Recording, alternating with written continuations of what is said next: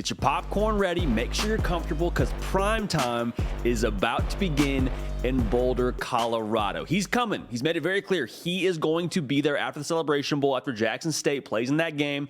So how is this going to work? Because I think there is a lot of fanfare and buzz and excitement, and for good reason. I mean, it's Deion Sanders, for goodness sake, going to coach a Power 5 football team.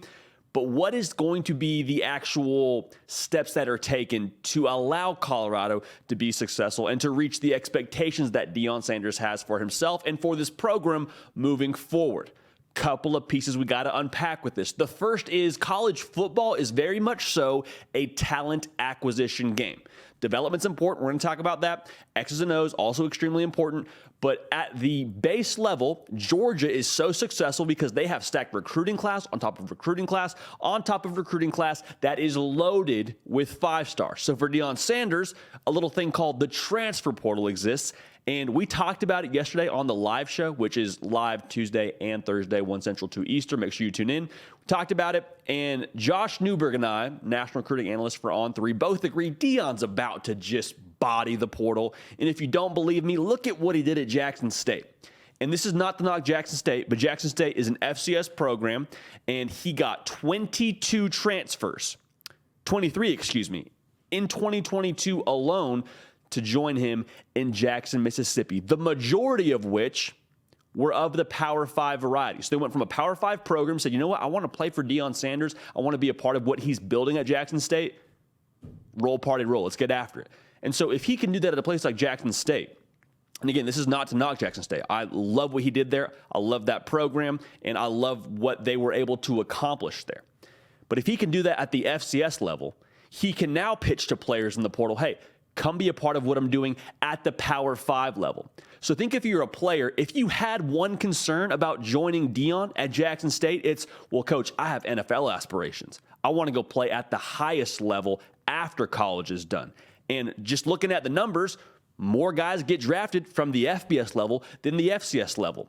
What I'm trying to say here is there is no longer the excuse that, hey, I don't know if I'm going to get seen when you come to play for Deion Sanders now. Promise you, in the Pac-12, there's a lot of exposure. There's going to be even more exposure now playing for Deion Sanders in Colorado. Also, a lot of NIL juice is going into this program. There was, I believe, I don't know if it's a rumor, if it's confirmed, but basically there was a wealthy booster, allegedly, that gave a starter fund of $2 million to boost things from the NIL world. I don't care what school you're at. That's a lot of money. That's going to help you get access to some of the top guys in the transfer portal. So recruiting is going to be vital to future success. We will talk about that. But what he's going to be able to continue to do in the transfer portal, now armed with Power 5 branding, next to what Deion already is as a brand, I'm telling you, he's coming. And a lot of other phenomenal players are coming with him by way of the portal. Really quickly, if you haven't yet subscribed to the channel, we want you at the party. A lot of you have joined us in the last 2 days with Deion going to Colorado. Primetime is about to begin. We got you covered for all of it here, whether it's the portal, whether it's recruiting, whether it's actual games going on, because they still got games to play. We got you covered here every single day on the Hard Count on the On3 YouTube channel. Make sure you're subscribed. Also, follow me on both Twitter and Instagram at JDPakel. It helps us do a lot more interaction we can incorporate into this, the People's Show. So like I said, the transfer portal, going to be huge. Think about the guys that are already coming from Jackson State. Because remember what he said in that team meeting? I'm bringing my luggage with me. And it's Louis. I'm reading between the lines here. I don't think it's a stretch to predict that Travis Hunter, the former #1 player in the country, getting his primetime on at Jackson State, going corner and receiver, I would imagine he's going to join Deion Sanders at Colorado. I don't think that's a stretch. So there's already this base he's built up at Jackson State that you would think he'd be able to overhaul effectively to Boulder, Colorado. And so that's the first way they'll be successful. Talent acquisition by way of the portal. The second way they're going to be successful is Deion Sanders being an elite CEO of that football program. To expand on that, had a Power 5 head coach tell me, coordinators are the ones that really get in the nitty-gritty when it comes to the X's and O's and the football. As a head coach, you're managing the operation. You're making sure everything's going off without a hitch. You're making sure the culture is solid. You're making sure your team's ready to play from an approach standpoint. That's what you are as a head coach. And that's what Deion, I believe, is going to be effectively. And that's why, transparently, I don't have any issues with the whole, hey, if you don't want to be a part of this, get in the portal. Or, hey, maybe some of y'all should get in the portal. The way that he approached that team meeting, I have no issues with, because as a head coach, the foundation is so important. And the foundation, quite frankly, right now at Colorado, before Deion gets there, is a 1-11 program. You have a 1-11 foundation for your house. It's not a very strong foundation. So Deion's saying, okay, I have this foundation. I need to make some adjustments to get this thing started off on the right foot. And so what he did with that team room speech, with telling them, hey, I'm coming here to take over, not take part.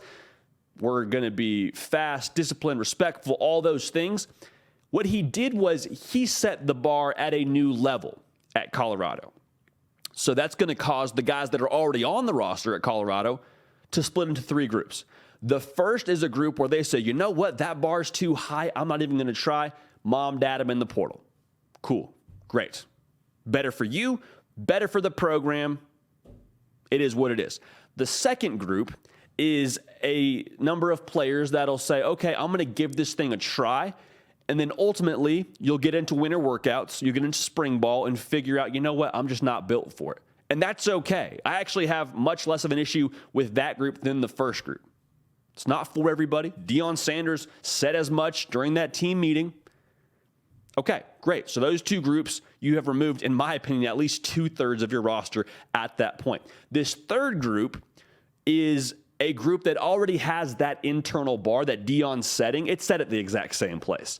Like, it doesn't matter if they have Deion Sanders as head coach. It doesn't matter if they have me a head coach. Like, they are built to a certain standard internally.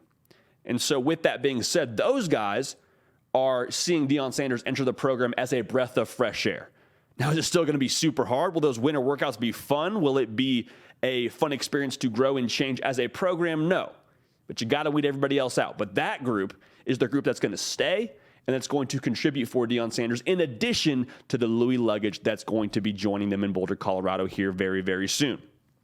So that's how I think it's going to look in the first year or 2. Josh Newberg, again, national on-the recruiting analyst, said he thinks it's going to take right around 2 years. I think he's right with the way the portal works, with how much talent we anticipate coming to Boulder, Colorado and following Deion Sanders, and the staff he's already assembling. I think it could be a pretty quick revamp.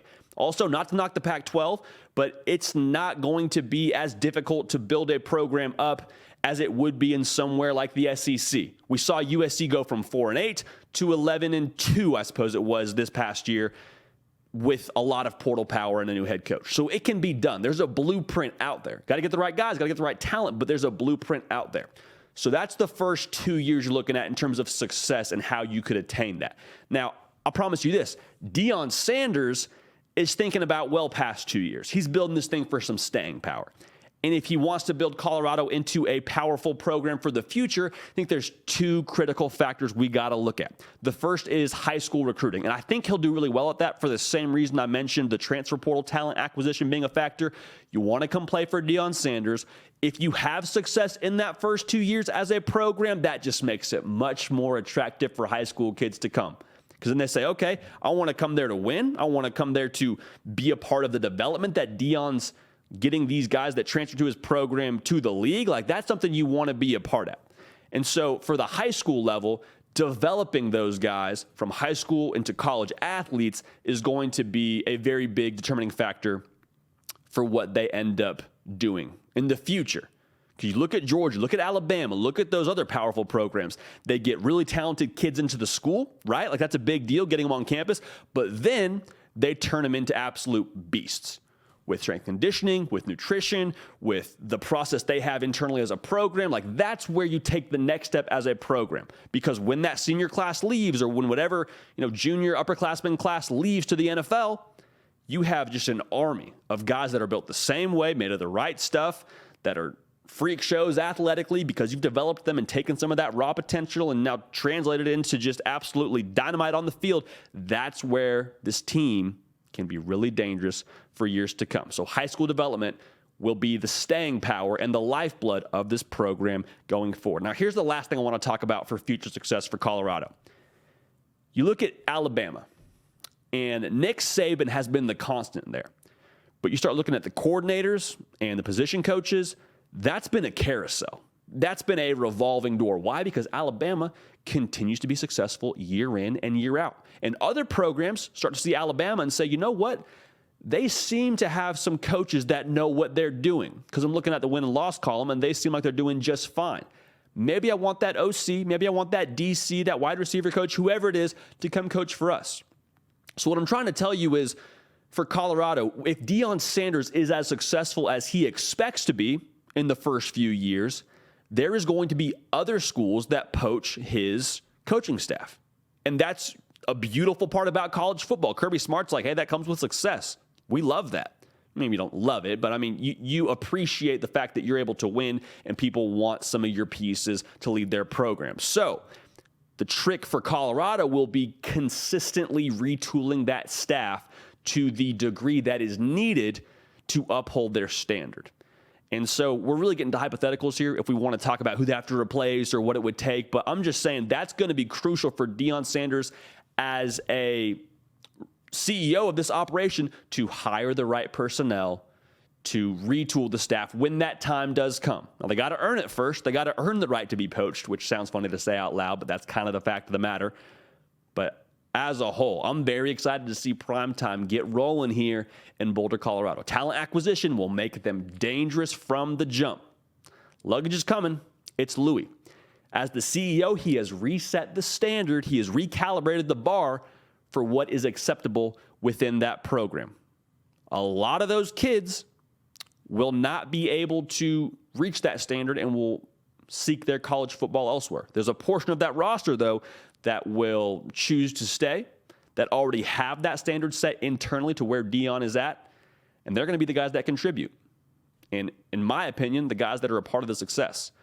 So for the future, high school recruiting and development is paramount, and then retooling the staff when you do earn the right to have your coaching staff poached. I'm telling you, charge up the cameras and keep them rolling, because we are living right now in a Netflix documentary that is Coach Prime getting his program rolling in Boulder, Colorado. Can't wait to watch it. I'm JD Piquel. This has been The Hard Count. We're so glad you're here.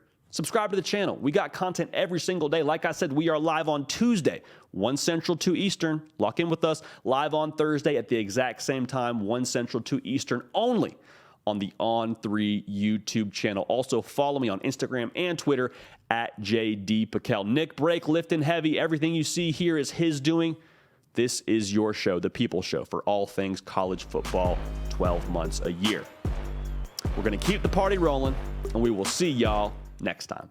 Hey y'all, thanks so much for watching. Subscribe to the channel here to make sure you don't miss an episode of The Hard Count. Also be sure to check out other videos on the On3 YouTube channel.